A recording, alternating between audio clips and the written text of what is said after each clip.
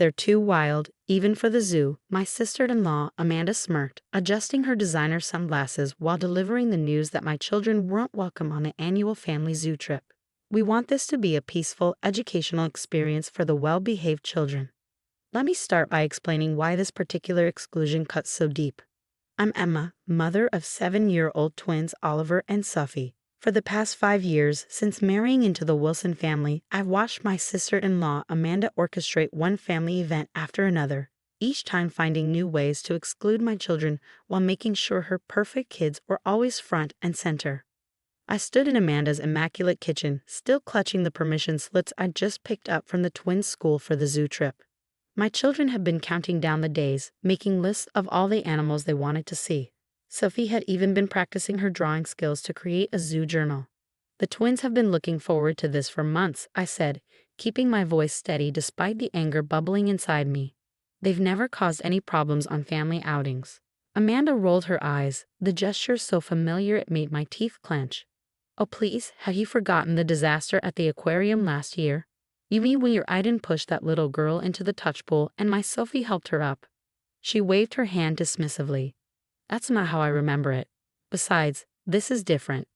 We've hired a private tour guide. Very expensive, very exclusive. We can't have any disruptions. By disruptions, I knew exactly what she meant. While her children, Aiden and Madison, paraded around in matching designer outfits, my twins preferred comfortable clothes that could handle their enthusiastic exploration of the world. Where her kids posed perfectly for social media photos, mine were more interested in actually learning about their surroundings. Mom's already agreed. Amanda continued, a smug smile playing on her lips. She thinks it's best if you sit this one out. Maybe take them to the petting zoo instead. That seems more their speed. The condescension in her voice made my blood boil, but years of dealing with Amanda had taught me to play the long game. I smiled, gathering my things. You're right, Amanda. The twins and I will make other plans. Her expression faltered slightly. She'd clearly been expecting an argument. I'd given her those before, playing right into her hands as she painted me as the unstable, confrontational one. Not this time. As I drove home, my mind was already working on a plan. The twins' father, my husband Mark, was away on a business trip, conveniently missing another of his sister's power plays. But I had something Amanda didn't know about, a connection at the zoo. My college roommate Jessica had worked her way up to head of educational programs at the city zoo. We kept in touch over the years, and she'd been wanting to meet the twins ever since hearing about their passion for animals. One phone call later, and pieces started falling into place. The private tour guide they requested just called in sick. Jessica told me, and I could hear the smile in her voice. I'll have to lead the tour myself, and Emma, I think it's time we launch that new educational program we've been discussing, the one about empathy and animal conservation, aimed at young children. That evening, I sat the twins down to break the news about the family zoo trip. Their faces fell exactly as I'd expected, but I had a surprise ready. How would you two like to be part of something even more special? I asked, pulling out the junior zoo guide badges Jessica had dropped off. You're going to help create a whole new program for kids to learn about animals. Their eyes lit up as I explained how they get to arrive early, learn about the animals from the experts, and help other children understand conservation. What I didn't tell them was that their special program would coincide exactly with Amanda's exclusive family tour. Sometimes the best revenge isn't about confrontation. It's about creating something better than what you've been excluded from. As I watched Oliver and Sophie pore over their animal fact books that evening, preparing for their special role, I knew this time would be different. Little did Amanda know, but her perfectly planned zoo trip was about to become a very different kind of animal adventure. The twins and I had been pushed aside one too many times, and this time, we weren't just going to accept it, we were going to thrive despite it. The morning of the zoo trip arrived bright and clear. I helped the twins into their new junior zoo guide uniforms. Khaki shirts with official badges, complete with little notebooks for their observations. Jessica had gone above and beyond, even providing them with child-sized binoculars and safari hats. Remember, I told them as we drove to the zoo an hour before the family was scheduled to arrive. Today, you're not just visitors, you're helping other children learn about the animals. We met Jessica at the staff entrance, where she immediately knelt down to the twins' level. Are my new junior guides ready? she asked, her enthusiasm genuine. Oliver and Sophie nodded eagerly, already pulling out their notebooks. As Jessica led us through the behind-the-scenes areas, teaching the twins about animal care and conservation, I caught glimpses of the other zoo staff watching with warm smiles. This wasn't just for show. My children were genuinely learning and engaging with everything around them. Around 10 a.m., I spotted Amanda's luxury SUV pulling into the parking lot. Through the staff area's one-way windows, I watched as she herded her perfectly coordinated family toward the entrance, her children, Aiden and Madison, already looking bored as they stared at their phones. Mrs. Wilson, a staff member, approached Amanda's group. I'm afraid there's been a slight change of plans. Your private tour guide is ill, but our head of educational programs will be leading your tour personally. Amanda's face lit up at the perceived upgrade. Oh, how wonderful. You see, Mom, she said to my mother-in-law, I told you this exclusive tour was worth the extra money. Jessica stepped forward to greet them, professionally dressed and carrying her tablet. Welcome to our special conservation tour. Today, we're trying something new. We'll be joined by our junior zoo guides, who'll be helping educate young visitors about animal preservation. Before Amanda could protest, Oliver and Sophie emerged from behind a display, looking official in their uniforms. The look on Amanda's face was priceless, a mix of shock, anger, and the dawning realization that she couldn't make a scene without ruining her perfect family image. What are they doing here? She hissed at me as I walked up. This was supposed to be a private tour. Oh, did you know? I replied innocently. The zoo's new educational program starts today. The twins were specially selected to help launch it. Our mother-in-law, usually Amanda's strongest ally, was already being charmed by Sophie's detailed explanation of penguin habits. Even Aiden and Madison had put down their phones, curious about their cousins' official-looking uniforms and equipment. The tour began, but it was nothing like Amanda had planned. Instead of her orchestrated photo opportunities, the focus was on actual learning. Oliver and Sophie took their roles seriously, sharing facts they'd studied and helping their cousins spot interesting animal behaviors. Did you know that giraffes have the same number of neck vertebrae as humans? Sophie explained to Madison, who was actually taking notes. They're just much bigger. And look how the lions communicate with their tails. Oliver showed Aiden how to use the binoculars properly. The position tells you what they're feeling. Amanda tried several times to redirect attention to her planned activities, but her own children were too engaged in their cousin's enthusiasm. When Aiden asked if he could borrow Oliver's notebook to write down facts about elephants, I thought Amanda might explode. The security cameras positioned throughout the zoo captured everything, from Amanda's attempts to edge the twins out of photos to her increasingly frustrated efforts to regain control of the narrative. But they also captured something else: natural, unscripted moments of children learning and enjoying themselves together.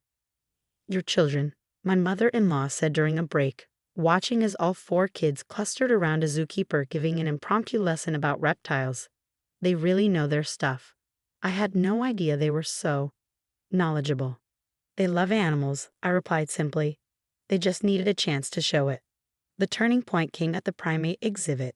While Amanda was trying to arrange her children for yet another perfect photo, Aiden spotted a baby orangutan doing something interesting. In his excitement to show Oliver, he knocked over Madison's drink, spilling it all over Amanda's designer shoes. This is exactly why I didn't want them here, Amanda snapped, gesturing at my twins, though they'd had nothing to do with the accident. They're encouraging this wild behavior. Jessica, who had been quietly observing all morning, stepped forward. Actually, Mrs. Wilson, I've been documenting today's interactions for our new program evaluation. Would you like to see the footage? She pulled up her tablet, showing clips from the security cameras. There were my twins, calmly and professionally sharing their knowledge. And there was Amanda, making multiple attempts to create artificial moments while disrupting the actual learning taking place. The children are all doing wonderfully, Jessica continued professionally. In fact, this natural interaction between cousins is exactly what we hope to encourage in our new program. Your nephew and niece have been exemplary guides. Amanda's face flushed red as she realized how her behavior would look if Jessica's program evaluation were to become public. The perfect family image she worked so hard to maintain was crumbling, and there wasn't a thing she could do about it. The rest of the tour continued without incident, though Amanda remained suspiciously quiet. By the end, even she couldn't deny that her children had learned more and enjoyed themselves more than they would have during her planned photo shoot tour. As we prepared to leave, Madison tugged on her mother's sleeve. "Mom, can we come back next week when Oliver and Sophie are doing their guy thing again? I want to learn more about the penguins." Amanda's tight smile said everything. Her perfect plan had backfired spectacularly, and now her own children were asking to spend more time with their supposedly disruptive cousins. The aftermath of the zoo trip rippled through the family like waves in a pond. That evening, my phone buzzed repeatedly with messages, not from Amanda, but from other family members who had seen the photos Madison had posted online.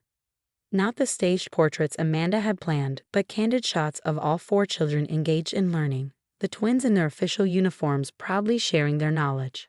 "Oliver and Sophie are junior zoo guides. That's incredible," texted my cousin-in-law.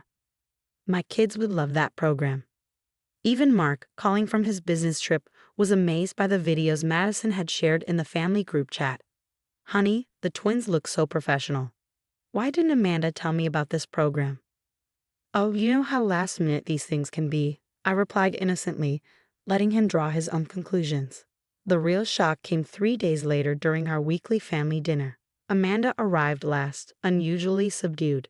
Throughout the meal, she kept glancing at her phone, frowning at whatever she was seeing. Finally, she cleared her throat. "So, apparently, the zoo's new educational program is going viral on social media. They're featuring Oliver and Sophie in their promotional materials." I took a sip of water to hide my smile. Jessica had mentioned the zoo's marketing team was thrilled with the natural interactions they had captured between the children. "The waiting list for the junior guide program is already full through summer," Amanda continued, her voice strained. "Madison's been begging to sign up." My mother-in-law, who had been unusually quiet since the zoo trip, spoke up. "Well, perhaps if you asked Emma nicely, the twins could help Madison prepare. They clearly know so much about the animals." The look on Amanda's face was priceless, a mixture of frustration and resignation. Her perfect plan to exclude my children had instead turned them into local celebrities of sorts, admired for exactly the qualities she had tried to dismiss. That weekend, Jessica sent me the official tour guide's report she had compiled, complete with time-stamped security footage. "For your records," her note read, "just in case anyone ever questions who really caused disruptions that day." But the real victory wasn't in having ammunition against Amanda's future schemes. It was in watching how the dynamics had shifted. The twins' cousins now looked up to them as experts. Other parents at school asked about the zoo program, and most importantly, Oliver and Sophie had grown more confident, realizing that being different from their cousins wasn't a flaw. It was their strength. A month later, the zoo launched its expanded educational program. Amanda showed up at the opening day ceremony, perfectly coiffed as always, with an obviously rehearsed speech about how proud she was of her niece and nephew. The twins, too busy helping younger children learn about conservation, barely noticed her performance. "You know," my mother-in-law said, watching Oliver patiently explain animal tracks to a group of fascinated kindergartners, "I've been thinking about all the family events we've had over the years. Perhaps we've been focusing on the wrong things." I squeezed her hand gently. It's never too late to make changes. That evening, as I helped the twins pack up their guide gear, Sophie looked up at me thoughtfully. "Mom, do you think Aunt Amanda is still mad we came to the zoo that day?" I knelt down to her level. "Sometimes, sweetheart, people get upset when things don't go exactly as they planned. But sometimes that's how we discover something even better. Like how Madison and Aiden are our friends now." Oliver chimed in. "Exactly like that." As we drove home, I thought about how one day at the zoo had changed so much. Amanda still hosted her perfect family events, but now there was an unspoken understanding. Excluding my children would mean missing out on the genuine enthusiasm and knowledge they brought to any gathering. The twins' zoo badges now hang proudly in their room, next to photos of them teaching their cousins about wildlife. They're reminders that sometimes the best response to exclusion isn't to fight back or give in. It's to create something better, something genuine that no amount of perfectionism can compete with. And if Amanda ever forgets that lesson, well, we still have that tour guide's report, complete with security footage, safely stored away. But somehow, I don't think we'll need it. After all, the truth about who really belongs has a way of revealing itself, one genuine moment at a time.